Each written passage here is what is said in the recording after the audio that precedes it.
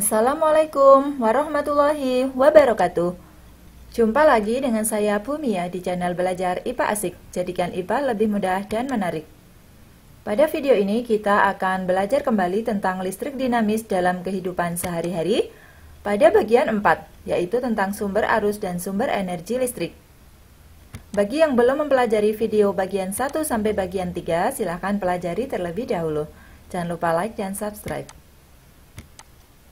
Tujuan pembelajaran kali ini bisa kalian baca pada slide.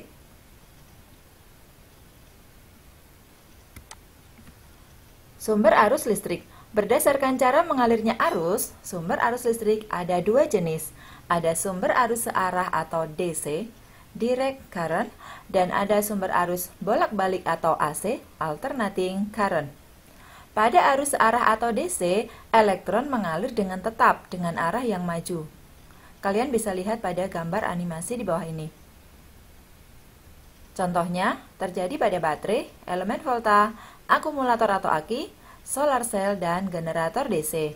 Sedangkan arus bolak-balik, elektron terus berganti arah, kadang maju, kadang mundur. Kalian bisa lihat pada animasi di bawah ini. Contohnya generator AC, genset, dan dinamo.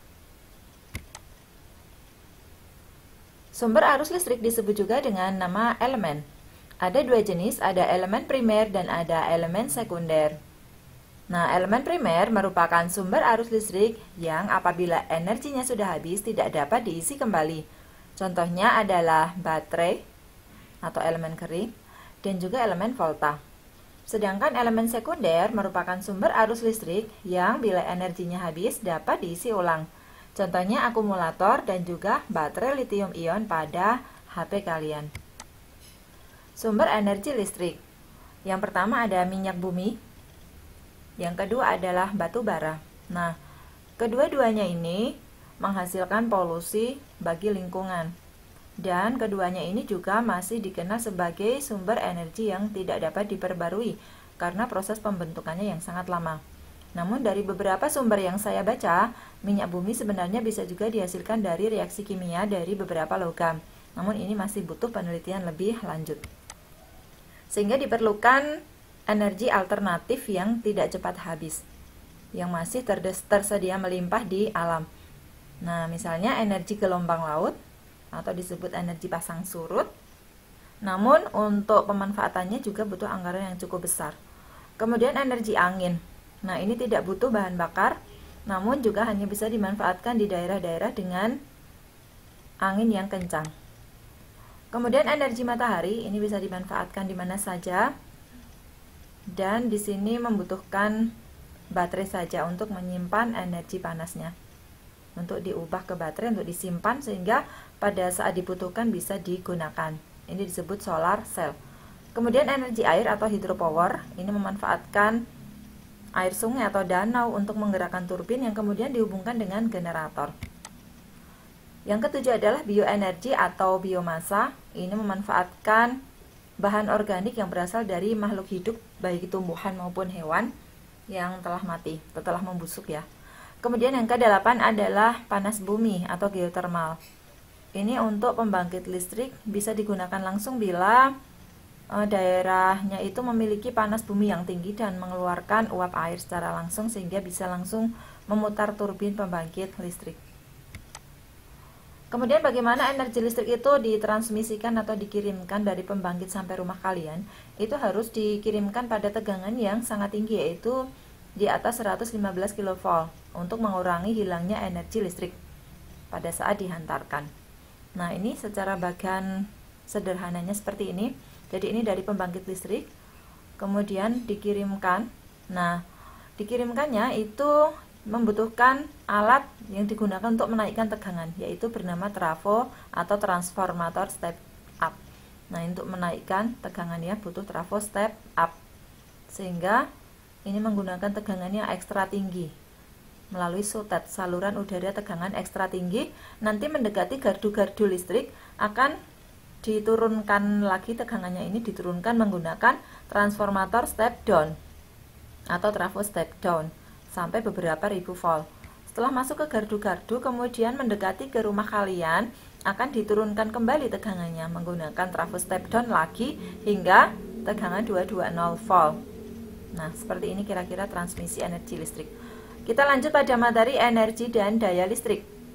Energi listrik ini besarnya adalah berbanding lurus dengan tegangan, waktu, dan kuat arus, sehingga bisa kita tuliskan bahwa energi listrik itu V sama dengan V kali I kali T. Kita ingat hukum Ohm bahwa V itu I kali R, maka V sama dengan I kali R, kemudian kali I kali T, atau kita baca irit. Kemudian bisa juga kita masukkan hukum Ohm lagi, tapi yang kita ganti I-nya. I kita ganti V per R, sehingga V sama dengan V kuadrat per R kali T. Nah, kemudian apa sih daya listrik? Daya listrik ini merupakan besarnya energi listrik yang diperlukan untuk mengalirkan listrik dalam penghantar setiap detik. Atau mudahnya, daya itu kan P sama dengan energi tadi adalah V setiap waktu T. P sama dengan V per T. Atau kalau kita membutuhkan V menjadi V sama dengan P kali T. Nah, V tadi, V sama dengan Fit. Maka kita bisa menuliskan bahwa P sama dengan ini V kali I kali T dibagi T. Unsur T kita coret sehingga tinggal P sama dengan V kali I saja. P sama dengan V kali I. Kemudian kita masukkan lagi hukum Ohm bahwa V adalah I kali R, maka P bisa menjadi ini. P sama dengan I ri.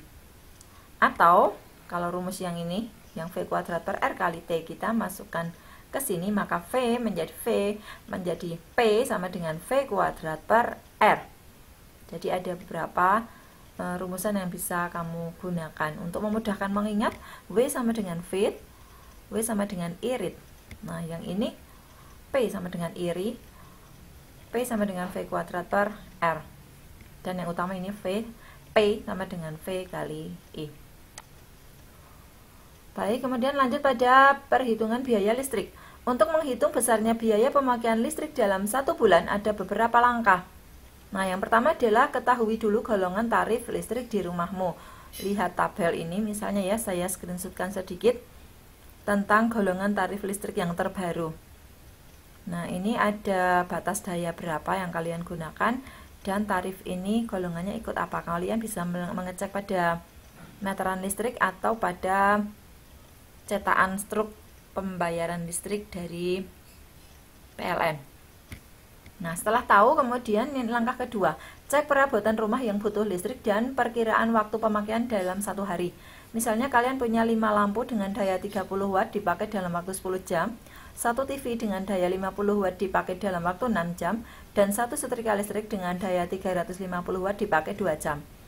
Nah, setelah itu langkah ketiga adalah hitung energi yang terpakai dalam 1 hari. Dihitung energinya tadi, ingat kembali yang slide sebelumnya ya, bahwa V sama dengan P kali T. Nah, P di sini adalah dayanya ini ya, tapi karena jumlahnya lebih dari 1, jumlahnya kita tulis dulu. 5 kali 30 ini kali 10.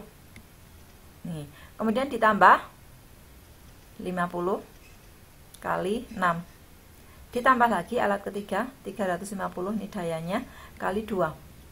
Nah, kemudian kita masukkan hasilnya 5 kali 30 kali 10 1500 ditambah 50 kali 6 300 tambah 350 kali 2 700 dijumlah menjadi 2500 watt jam ya, karena ini dayanya dalam watt, waktunya dalam jam, watt jam, atau bisa kita tulis 2500 WH. Kenapa H? Hour ya, bahasa Inggris dari jam. Nah, kemudian ini WH ini harus kita pindah atau kita ubah dulu ke kWh, kilowatt jam. Nah, apa sih kilowatt jam? Di sini 1 kWh sama dengan 1 kilowatt kali 1 jam. Nah, sebenarnya 1 kilowatt ini kan 1000 watt, sehingga kalau di sini tadinya watt kita bagi 1000 ya, 2500 dibagi 1000, 2,5 kWh. Langkah keempat, 4. Hitung biaya listrik 1 bulan dengan cara biaya sama dengan energi 1 hari kalikan tarif 1 kWh kali 30. Nah, misalnya golongan tarif kalian adalah R1 900 VA. Kalian cek di sini. Berarti ikut yang kedua ya. Yang 1 kWh-nya 274. Maka kita kalikan saja energi 1 harinya dalam kWh 2,5 masuk ke sini 2,5 kali harganya 274 nih kali jumlah hari di rata-rata saja 30 kali 30 menjadi 20.550. Itu biaya yang harus kalian bayarkan kepada PLN. Nah, kemudian ada beberapa upaya agar kita hemat listrik. Mengapa sih harus hemat listrik? Tentunya hemat biaya yang harus kita keluarkan. Ini juga mengurangi emisi karbon, karena bagaimanapun untuk pembangkitan listrik itu menghasilkan polusi atau emisi karbon, sehingga biar menguranginya ya kita harus hemat listrik. Bagaimana caranya? Yang pertama adalah memakai alat listrik seperlunya saja, lalu menggunakan peralatan listrik dengan daya yang lebih kecil, sehingga sekarang banyak ditemukan teknologi, misalnya seperti lampu LED yang lebih hemat energi. Nah, kemudian karena listrik itu sebenarnya juga berbahaya, maka kita harus mencegah bagaimana agar pencegahan bahaya penggunaan listrik. Yang pertama, mencabut kabel bila sedang tidak digunakan, menghindari air atau tangan basah saat menyambung atau melepas kabel, tidak memegang lubang stop kontak atau kabel yang terkelupas. Perhatikan juga kalau pada alat tertentu ada peringatan penggunaan listriknya. Kemudian memasang sikring dengan benar. Nah, ini daftar pustaka sehingga saya bisa menyusun materi video ini. Terima kasih. Untuk materi listrik dinamis, kita sudah selesai dari bagian 1 sampai bagian keempat. Silahkan bisa dipelajari kembali semua videonya. Semoga kalian bisa menjadi lebih paham. Mohon maaf atas segala kekurangan. Selamat belajar. Sampai jumpa lagi di channel Belajar IPA Asik. Wassalamualaikum warahmatullahi wabarakatuh.